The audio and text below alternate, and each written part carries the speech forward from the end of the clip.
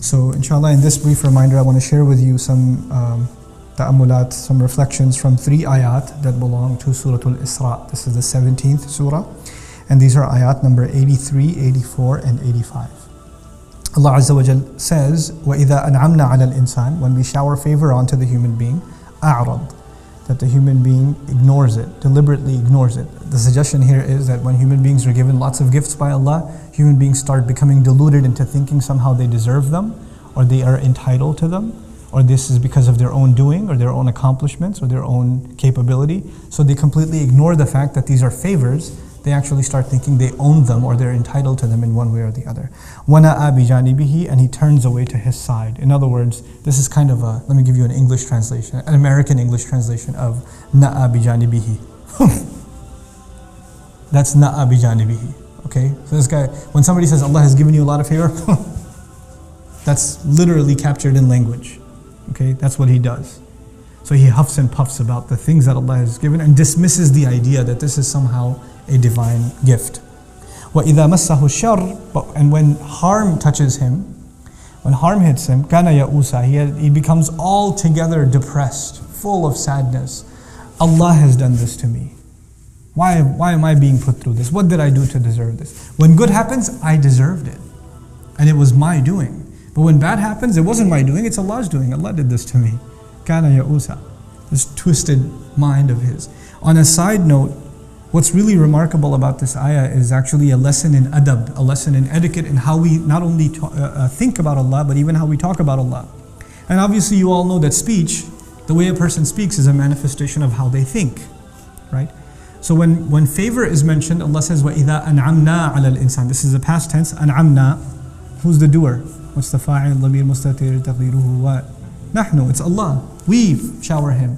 But when it says, وَإِذَا مَسَّهُ الشَّرُّ, when favor is mentioned, then the doer, the subject of the verb, is Allah. When we shower him with favor. When harm hits him, Allah says, massa, huwa massa, and the outside doer, the fa'il is asharru. When harm hits him, when harm touches him. In other words, Allah did not associate himself with harm. Okay? So Allah did not say, when we make harm touch him, or we afflict him with harm. He didn't do that. He didn't associate harm to himself. And this is actually teaching us something, a very deep concept in our religion about harm and benefit in this world. At the end of the day, what's our belief? Everything is from Allah.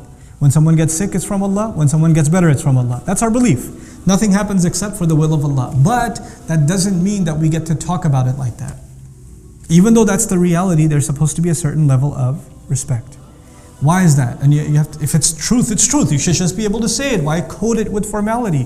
This is also an important lesson. Allah teaches us in a way that is suitable for all human beings. You see, a mature student, a mature believer, they know that when good happens, there's good in it. And when that bad happens, there's also good in it. And all of it is a test. This is a mature believer. But anyone short of being mature, anyone that's not that mature in their faith, then when bad happens and you say it's from Allah, how do they think of it? Literally as Allah did something bad and He means something bad by it. Like they cannot process anything more mature than that, right? So Allah reveals language that for someone who's deeply going to reflect will also understand, but somebody who just looks at it on the surface level can still appreciate and not get the wrong conclusion. Harm touched him. Allah did not say when Allah harmed him. Allah didn't say it like that. Because for the immature, just listening to that, you just get messed up. And He's actually correcting the immature by saying, وَإِذَا مَسَّهُ الشَّرُّ كَانَ يَئُوسًا. When harm touches him, he becomes entirely depressed. He becomes overwhelmed. Ya'us, actually, fa'ul, this is from ya'is, is mubalagha, extremely depressed. You know, there are some people who are used to success. They're used to just getting 100, they're used to winning every race, they're used to winning every game, they're used to being number one at everything. You know, they're used to getting their parents to listen to everything they say, etc., etc. Then one time they don't get their way. What happens to those kinds of people? Those are the kinds of people in life that have a really hard time dealing with failure, or dealing with loss, or dealing with a challenge. People that take the hits all the time, like the 4th kid or 5th kid or something in a family, it's all good. Or the youngest one, you know, youngest kids, like, you know, I am afraid for my youngest one because, you know, she can get away with pretty much anything. You know, because by the time you get to the youngest age, then, you know, for some reason the policing of your parents just, I don't know where it goes. Like I tell my mother and father that about my youngest sister. They were tough on us, but my youngest sister gets away with that. And I'm like, Mom, what happened? This was not policy with us. How is she getting away? No, choti hai, rehne do. Like, she's so little. She's not little. You know? So, what happens with people? They get spoiled. Favors can spoil someone. And so when a little bit is taken away, they become entirely depressed. Entirely depressed.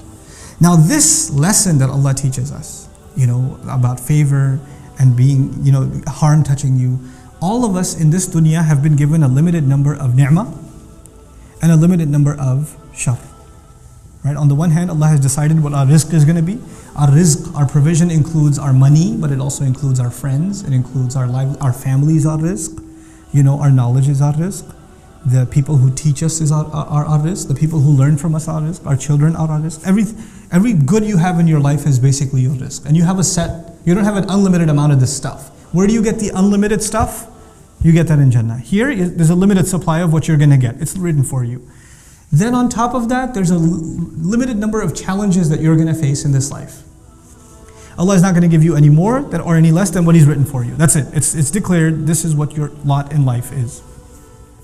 Now if you internalize that, then your challenges and your opportunities, if you put it in that language, that your challenges and your opportunities are not the same as my challenges and my opportunities. Okay? They're not the same. And sometimes Allah opens a door of opportunity, but you refuse to walk through it. Like He opened it, and you could have reaped a lot of reward from it, but you chose to not walk through it. And then you end up suffering. And then you end up blaming Allah instead. So now, if this is the case, everyone has a different lot in life. Everyone has a different set of challenges, a different set of opportunities. Then the question arises, why? Why not all of us have the same thing? Why not all of us have the same set of challenges? Make it consistent. The next ayah answers that question. He says, قُلْ كُلٌّ يَعْمَلُ عَلَى شَاكِلَتِهِ. Tell them, let everyone work. Everyone should work. كُلٌّ يَعْمَلُ actually means everyone should try to work. When a mudari' becomes a sifa, it's actually in the meaning of trying to do something. Everybody should try to work on their shakila. Now what is shakila? Shakl in Arabic is form. Shakl is the appearance of something and the mold of something. Okay? You can even say the shape of something is shakila. In a figurative sense, you can call it, I use psychological terminology now, your predisposition. You're pre-programmed a certain way. Some people have a good sense of humor, some people are very serious, some people are oriented towards science, others towards literature, some are very artistic, some are, they have a hard time figuring out what they are, but but they know how to have a good time. There are people with different personalities, different shakilat, you can say. Allah says everybody, first of all, recognize what Allah has given you, what kind of personality Allah has given you, and then work in accordance with that. In other words, shakilah, you see the ta marbuta at the end, makes it actually a marra, meaning an instant, an individual thing. Not two people have the same shakilah. Allah made personalities very, very, very different. And everybody should try to figure out what their personality is like as much as they can. And then in accordance with that, figure out what is the most they can make of their opportunities. What are the most they can, and what are the challenges in their personality, what are some shortcomings they have, and how can they overcome them. This is actually a very powerful concept at the individual level, but it's so powerful that Allah in another place in the Quran even describes this at the level of nations. One of the names for nations in the Quran, وَجَعَلْنَاكُمْ شُعُوبًا وَقَبَائِلَ لِتَعَارَفُوا. Shu'uban comes from the word sha'ab or shu'bah in Old Arabic, which actually means a dent or a crack in a wall. An imperfection is a sha'b. It's an imperfection. As if to say every nation has some good qualities, but some quirks. And nations have to get to know each other so they learn from each other's strengths. Because one nation's strength is another nation's weakness, and one nation's weakness is another nation's strength. In my culture, there are some things that are really bad. I should learn from another nation. Like if I'm a Desi, our dietary habits are really bad. So maybe I should learn from another nation that has much healthier eating practices, whose 70-year-olds go jogging, where our 40-year-olds are on a cane. So maybe there's something wrong with our culture that we can learn from another culture. That's at the level of nations even. But even at the level of an individual, if someone's able to recognize their weaknesses, then they're able to make connections, make friends, put themselves around people that cover for that weakness. That they recognize that weakness and they cover for that weakness. You see, if you surround yourself with people that have the same weaknesses as you, they have the same problem as you. Like if you have a terrible sense of humor, you have no restrictions on your sense of humor, and you become friends with other people who also have no breaks in their sense of humor, not very good things will come out of that relationship. Maybe someone in this relationship should have what? Some sense of, okay guys, that's enough. Let's cut it out. You see what I'm saying? Somebody has to be there. But by the way, if everybody's super serious, and you're serious and all your friends are super, that's a very depressing life. You need somebody to stir things up. قُلْ كُلُّ يَعْمَلُ عَلَى شَاكِلَتِهِ. Now in terms of deen, in terms of what Allah wants you to do with your life, everybody should, instead of complaining, or you only get happy when good things happen, and you get super depressed when bad things happen, the reality of it is, each of you will have your share of good and bad in this world, and you need to make the most of it given your personality, given your shakila. فَرَبُّكُمْ أَعْلَمُ بِمَنْ هُوَ أَهْدَى سَبِيلًا. Then your master knows who is more guided in terms of a path. And he didn't say as-sabil either, he said sabilan. He made it actually, this is a tamyiz of it, in terms of a path, suggesting that each one of us will have a course, depending on our shakila. Now, which raises another question. Where did these different personalities come from? How come we have different personalities? In psychology studies, they study genetic twins. One's favorite color is blue and the other's favorite color is purple, and they're like, we can't figure this out. Genetically, they're the same. Because some said your personality is a product of your genes and your environment, right? Nature and nurture. But then they can't figure out these cases where the nature is the same, genetically they're the same, and they're brought up in what? Same household. So their nature is the same and their nurture is the same, but this guy likes bicycles and that guy likes boats, or whatever. This one's into sports and that one's into chess, and they can't figure this out. Genetic twins, how can they do this? Allah Azza wa Jalla actually answers this question. And He says, there is something mysterious about you and what's going on inside you. The next ayah is, وَيَسْأَلُونَكَ عَنِ الرُّوحِ قُلِ الرُّوحُ مِنْ أَمْرِ رَبِّي. They ask you about the ruh, the essence of the human being. By the way, ruh, interesting word in Arabic, associated with rawh, like farawhun wa rayhan, joy, pleasure, contentment, satisfaction. There's something inside of us that is the source of our happiness, is the source of our contentment, and it's distinct to each and every one of us. We can only know very little about it. Allah says, they ask you about the ruh, tell them the ruh is from the command of my master, min amri rabbi. Shah Waliullah Dehelvi rahimahullah used to argue that there are two worlds of Allah's doings. There's the alamul khalq and alamul amr. Alamul khalq, the world of creation, and the world of command. And what he meant by that is that Allah created this universe, a physical universe, in which there are certain laws that govern it. It's dictated by time, for instance. When you plant a seed in the ground, it doesn't just pop up into a tree, right? There's a process by which it turns into a tree. A baby doesn't just turn into a man overnight or a woman overnight. There's a process, there's a time. And this is the world of khalq. Allah made things with tadarruj in the world of khalq. There's a process and progression in the world of khalq. But there's the alam of al-amr. There's the world of amr, where Allah commands something and it comes into full formation to perfection when? Instantaneously. Like the angels are from what? Alam al-amr. The ruh is from what? Alam al-amr. The Quran is from Alam al-amr.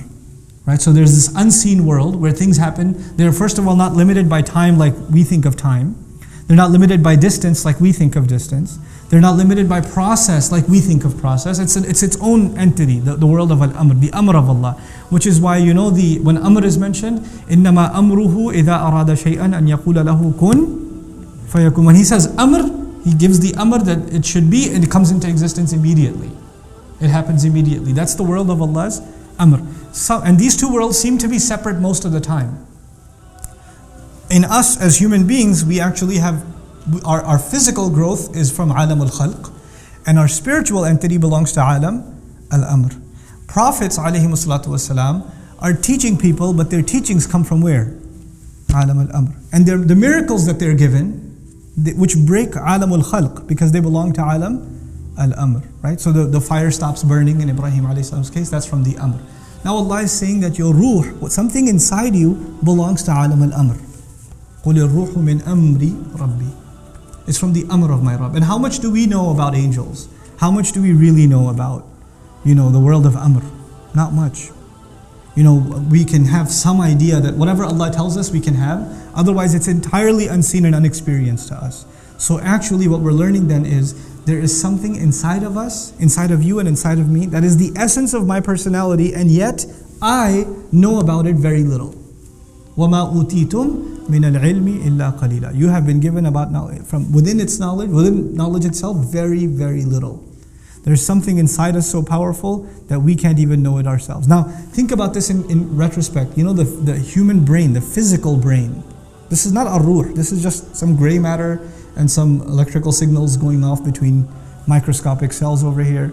This stuff, how much do neuroscientists know about the brain? After all this research, they tend to say we know almost nothing. We're only beginning to scratch the surface. And that's within alam of what? Al-khalq. So how are we going to know anything really about alam al-amr, the ruh? So what Allah is teaching us then is that we have to go on this expedition. When you work towards your predisposition, you will discover more about yourself. You will not discover who you are until you put yourself to work. And this is the lesson I want to leave you with. Young people nowadays, especially young people nowadays, say, I don't know what I should do. Ustadh, tell me what I should do. What should I major in? What kind of job should I do? And they don't do anything. And they get 30 bits of advice from someone. Then they go to someone else and get another 40 bits of advice. Then they go to someone else and get another 50 bits of advice. And they have all this advice from all these people, and they say, well, I asked 100 people and I got 100 different kinds of advice. Yes, that's because you asked 100 people and you got 100 different kinds of advice, because human beings are individuals. They're going to give you individual advice. Until you put yourself to work, you're not going to discover who you are. You're not going to know your strengths, and you're not going to know your weaknesses. Stop being afraid of work. Stop being afraid of jumping in, trying something, failing. Failure is good for you. It exposes the holes in the wall. It exposes what you need to work on. It also exposes the few things that you are good at, and maybe you should refine them even more. But that does not happen until you grind it out. Until you throw yourself in the middle, in the mix. I'd like you to think of the fact that our ruh is from alam al-amr, but this life that Allah gave us here, in which we can put ourselves to work and discover ourselves, is not an unlimited life, is it? So, between coming of age and sleep, and then old age where you pretty much become senile, we don't have a lot of years to figure ourselves out, to put ourselves to work. So don't be afraid to try things. Allah has given us this incredible adventure in the world. Don't be scared to try stuff. Try it. I mean, the fact that you've taken the adventure to try to learn Arabic is cool, but this is just the beginning. Try things in business. Try things in your education. Try things in, try a different kind of job. Try things. And if you live your life just afraid, I'm not sure if it's going to work or not. I'm not sure if I'm going to succeed at that or not. Those are the kinds of people that will only sit on the sidelines and not do anything in life. You have to stop being afraid of failure. You have to work on your shakila. You have to let go of that inhibition. And once you let go of it, amazing things will happen in your life. When you stop being depressed about failures.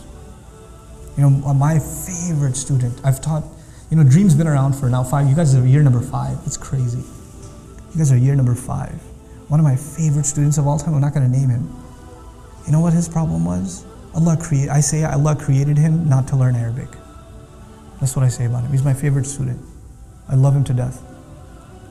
This guy, no matter how hard, and he studied harder than anyone else I know.